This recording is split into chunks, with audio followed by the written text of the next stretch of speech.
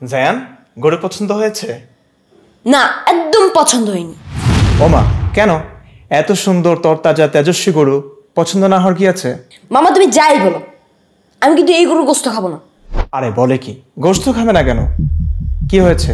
তুমি কি জানো মামা, আমাদের গরুটার যে লুচ্চা। গরু আবার লুচ্ছা হয় কিভাবে? গরুর বাজারে তুমি কি এটা কান্দ দেখো নাই?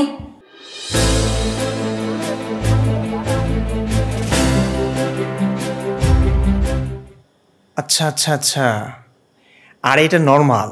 গরু যখন বড় হয়, গরু না সব প্রাণী যখন বড় হয় তখন এটা খুব স্বাভাবিক, এমন হয়।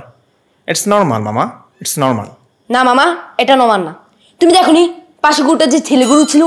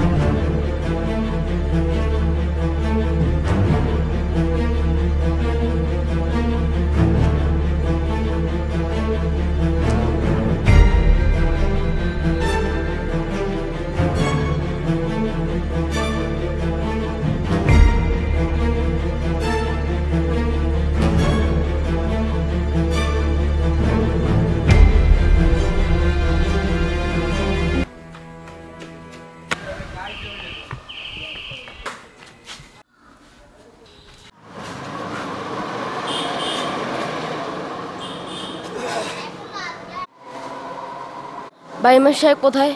ইমাম সাহেব তো ভিতরে নামাজ পড়তে আছে।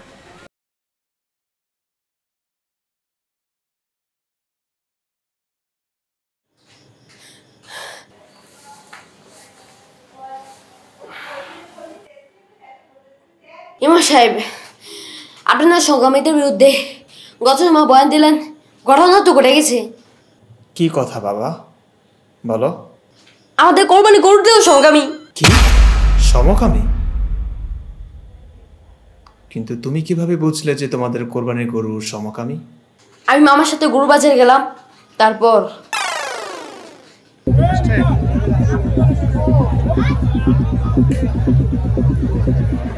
এখন তোমার প্রশ্ন কি বাবা? হ্যাঁ মামা সাহেব, আমার প্রশ্ন হলো, এই গরু কি কোরবানি দেওয়া যাবে? এই গোষ্ঠ কি খাওয়া যাবে?